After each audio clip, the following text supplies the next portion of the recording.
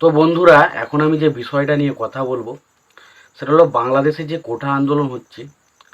তো সেটা আস্তে আস্তে এমন একটা জায়গায় চলে গেছে, এই মুহূর্তে এই আন্দোলন থামবে বলে মনে হচ্ছে না। কারণ আন্দোলনটা এমন একটা পজিশন বা এমন একটা জায়গায় ছড়িয়ে গেছে না। তো সত্যি কথা বলতে দেখুন, আন্দোলনটা বন্ধ হচ্ছে না বলে আমি এটা কোনো কথা বলছি না। আমি শুধু জাস্ট বলতে চাইছি যে আন্দোলনটা এমন একটা বিষয়বস্তু বা এমন একটা জায়গায় চলে গেছে যে বাংলাদেশের মানুষ এই আন্দোলনের কথা মনে করে নিজেকে আটকে উঠছে। হয়তো তারা ঘুমোতে পারছে না, তারা প্রচণ্ড কষ্টে রয়েছে। তো সেই আন্দোলনের বিষয়কে নিয়ে কেন্দ্র করে আমাদের সাকিব খান তিনি কিন্তু একটা পোস্ট করেছেন, এবং সেখানে যে এই যে বিরাট একটা আন্দোলন চলছে চারিদিকে, ছাত্রদের যে বিরাট একটা ধর্মঘট, সেটারই একটা ছবি তিনি পোস্ট করেছেন। এবং আমরা বারবারই দেখেছি সাকিব খান সে হয়তো ডাইরেক্টলি কোনো মিছিলে নেই, বাট সে কিন্তু তার পোস্টের মাধ্যমে বারবার এই ছাত্র আন্দোলনের বিরুদ্ধে তিনি কিন্তু সোচ্চার হয়েছে। তবে কিছু মানুষজনকে আমি দেখছিলাম যারা সাকিব খানকে পছন্দ করেন বা সাকিব খানের কোনো কিছু পেলেই তারা হেডটেস সরানোর চেষ্টা করে। তো তারা দেখলাম ফাইনালি কিছুদিন আগে পুরো ডাইরেক্টলি এরমভাবে বলছে যে সাকিব খান তাকে তো, ধরুন বাংলাদেশের যারা দর্শক রয়েছে, যারা সাকিবিয়ান রয়েছে, তারা তো ভগবানের মতো পুজো করে। তো তিনি এখন কেন চুপ? তিনি কেন এই বিষয়ে কোনো রকম কোনো কথা বলছেন না? তো একটা কথা বলি, দেখুন, সাকিব খান হচ্ছে বাংলাদেশের একজন মেগাস্টার, সুপারস্টার যাই বলি না কেন।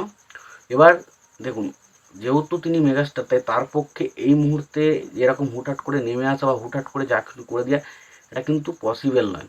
তবে তার পক্ষে যেটা সম্ভব, ছোটো ছোটো কিছু পোস্ট করা বা কিছু সেই সম্বন্ধে কিছু সমর্থন করা, তো সেগুলো কিন্তু তিনি যবে থেকে আন্দোলন শুরু হয়েছে তবে থেকে কিন্তু করছেন, এটা নিয়ে কোনো কোনো দ্বিধা নেই। এবং ফাইনালি আজকে একটা তিনি পোস্ট করছেন, সেটা দেখতে পাচ্ছেন রীতিমতো কিন্তু চারিদিকে ট্রেন্ডিংয়ে যাচ্ছে, কারণ সমস্ত মানুষজন কিন্তু সেটা শেয়ার করছে।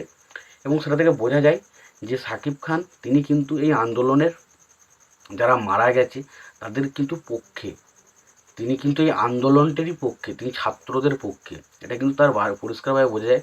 এবং তিনি বারবার একটা কথাই বলেছেন যে আমাদের বাংলাদেশ এটা হচ্ছে শান্তির দেশ, সেখানে এত মানুষ বা এত ভাই বোন এদের মারা যাওয়া, সেটা সত্যিই খুব দুঃখজনক, এবং বাংলার মাটি লাল রঙে ভরে উঠছে।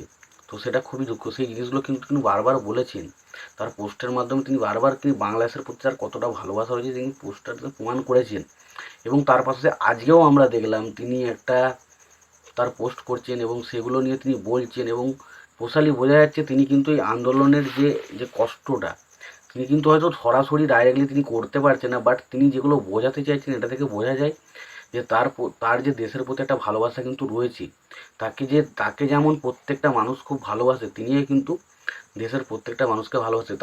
এই যে এখন আমার বাংলাদেশের এরকম একটা পরিস্থিতি বা এতটা খারাপ, তাতে তাতে কিন্তু তারও প্রচণ্ড খারাপ লাগছে। তার কারণ এরকম একটা জায়গায় চলে এসেছে। এখন খারাপ লাগাটাও থেকেও বড় কথা হচ্ছে, এখন এমন একটা জায়গায় রয়েছে মানে মানুষের চোখ দিয়ে জল পর্যন্ত পড়ছে। এখন মানুষ ঠিক করে খেতে পর্যন্ত পারছে না, কথা বলতে পারছে না, ঘুমোতে পারছে না। মানে অ্যাকচুয়ালি এতটা খারাপ অবস্থা বিগত আমি আমি আমার লাইফে, মানে আমি সত্যি কথা বলতে গেলে আমি যবে থেকে জন্মগ্রহণ করেছি, বাট আমি সেই মুহূর্ত থেকে এখন মতো এতটা খারাপ অবস্থা কোনো দেশের আমি দেখিনি।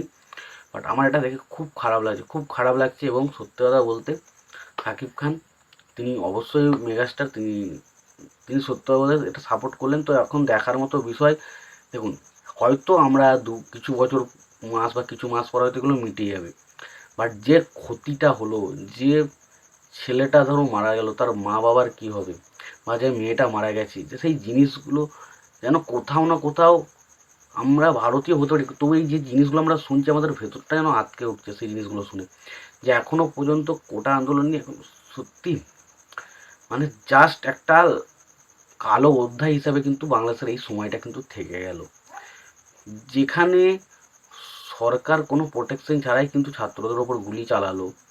কোনো ছাত্রদের যে কোনো একটা সমস্যার সমাধান করা তো দূরের কথা, তারা অতিরিক্ত মানে কিচ্ছু বলার নেই, মানে কি বলবো আমি, জাস্ট আমার ভাষা নেই। তবে এটুকু বলতে চাচ্ছি যে যেটুকু আমি বুঝলাম যে বাংলাদেশের বেশিরভাগ সেলিব্রিটি বা বেশিরভাগ মানুষজন কিন্তু এই আন্দোলনের পক্ষে রয়েছে এবং এই আন্দোলনে তারা একটা সুস্থ বিচার চায়।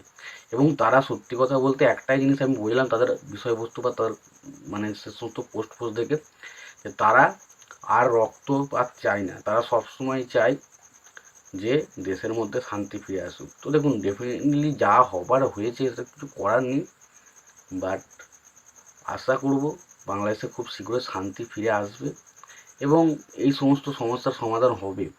তবে অ্যাকচুয়ালি মেন প্রশ্ন একটাই থেকে যায় লাস্ট মুহূর্তে, যে যাদেরকে মারা হলো তারা তো মারা গেল, বাট যারা মারলো তাদের কি কোনো রকম কোনো শাস্তি হবে না? তো সেই প্রশ্নটাই কিন্তু বারবার প্রত্যেকটা মানুষের মধ্যে ঘিরে উঠছে, যেটা কিন্তু আন্দোলনটাকে আরও বেশি চাঙ্গা করে তুলছে। তো অ্যাকচুয়ালি আমার সত্যি বলতে আমার প্রচণ্ড কষ্ট লাগছে, বাট কী করা যাবে। তো সত্যি কথা বলতে তোমরা তোমাদের কেমন কী পরিস্থিতি তোমরা রয়েছে তোমরা অবশ্যই কমেন্ট বক্সে কমেন্ট করে জানাও। আর কি হচ্ছে একটু বিষয়বস্তু বা কি কোন দিকে যাচ্ছে আন্দোলনটা সেটা জানিও। আজকের ভিডিও এখানেই শেষ করলাম।